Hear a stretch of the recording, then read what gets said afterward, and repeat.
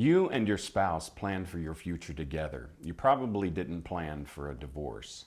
When that happens, how do you protect yourself financially as you begin to build a new life? Hi, I'm Matt. And I'm Jared with Carlin Financial Group. For the best retirement information to help make sure your money lasts as long as you do, make sure you subscribe to our channel and click that bell to be notified when we release new videos. Unfortunately, gray divorce or divorce over the age of 50 has doubled since 1990. When that happens, you could be left worrying about the impact on your healthcare resources, your current lifestyle, and even your retirement benefits, your retirement assets. Even though those well-laid plans may change during a divorce, it is possible to get through it without having to start from scratch. So let's talk about some of the things you need to consider when dividing up your financial assets. Divorce can have a huge emotional impact. When you add financial concerns to it, it can be downright debilitating. How do you divide your financial assets fair and equitably?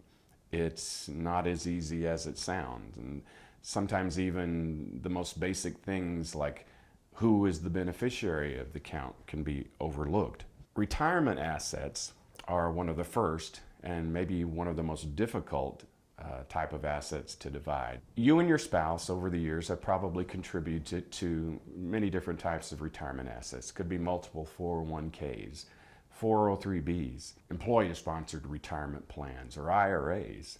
Though both of you may have contributed to those assets, there are still some households where one person makes most of the contributions to those plans while the other stays home and takes care of the family. And while it's an equally important job, it could leave that one spouse feeling a bit in the dark when it comes to understanding how those retirement plans actually work. When you make arrangements for your divorce, you may receive what is called a Qualified Domestic Relations Order, or QDRO, QDRO for short. A QDRO is a special agreement signed by a judge that details how those assets are to be divided. Both spouses will be in on negotiating how those assets are divided and how that QDRO is set up. Are you currently going through a divorce and have questions about how your retirement assets could and should be divided? Drop us a comment down below and we'll do our best to address it in a future video. One thing to consider when you're divorcing is pensions.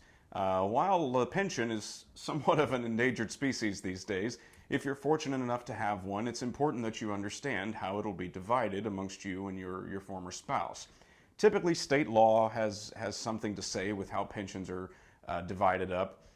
Your particular employer plan will speak more to specifically when payments will start and what they'll look like, whether that would be like a lump sum or potentially monthly payments over time. Those payouts and when they start will typically be determined by the pension owning spouse's age or their target retirement or something like that, that again is spelled out in the plan. Now, with a pension, splitting that up typically comes along with another QDRO, that Qualified Domestic Relations Order, so that you can spell out exactly how the pension is to be divided between the two spouses. Another asset that many people have for retirement is an annuity. Annuities are typically purchased to help supplement retirement income. There's a couple of things that you certainly want to take into consideration before splitting an annuity. The first would be surrender charges. You want to understand what type of penalty you may have to pay if you're going to surrender that policy. Another consideration would be any rider benefits. Many annuity policies, you can attach rider benefits, such as an income rider that'll provide you for income over your life. And you want to understand what effect splitting that annuity or surrendering it especially would have on those benefits for you. Like most retirement assets, annuities have beneficiaries, and you want to be certain that those beneficiary wishes still comply to what you want to happen. Typically, a spouse will list their spouse as a beneficiary, and if you're getting divorced, you may want to reconsider that. Life insurance is another asset that many people don't really think about when they consider divorce.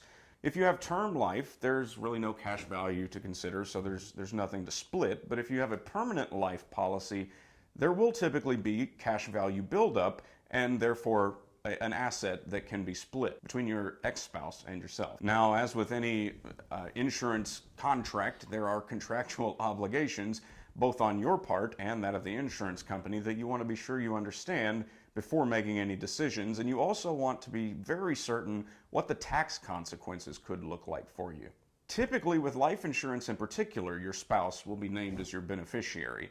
And under certain conditions, especially if a court order for child support, let's say, is involved, you may be required to retain your spouse as the beneficiary of that policy. But if that's not the case, again, reviewing that beneficiary and making sure that your wishes are being followed is an important part of planning to move ahead. I know we've mentioned beneficiaries many times, but it is important to understand that a divorce agreement doesn't necessarily automatically change those beneficiaries. So it is something that you need to take care of.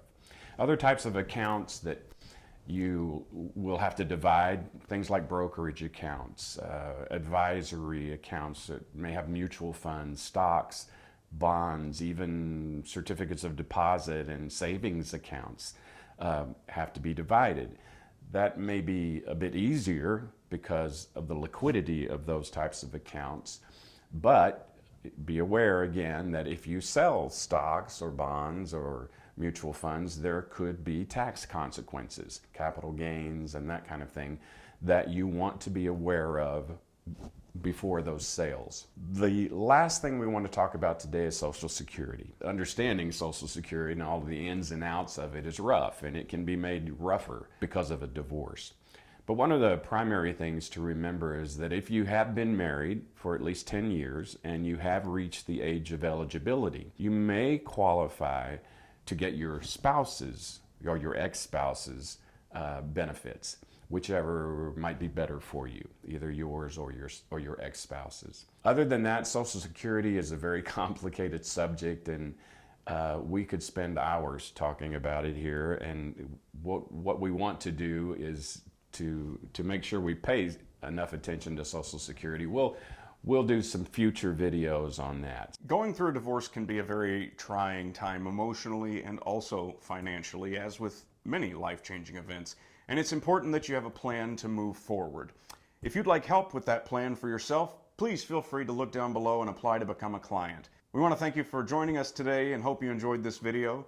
If you did, make sure you share it with a friend or family member. And remember to subscribe to our channel and hit that notification bell to be notified when we release new videos.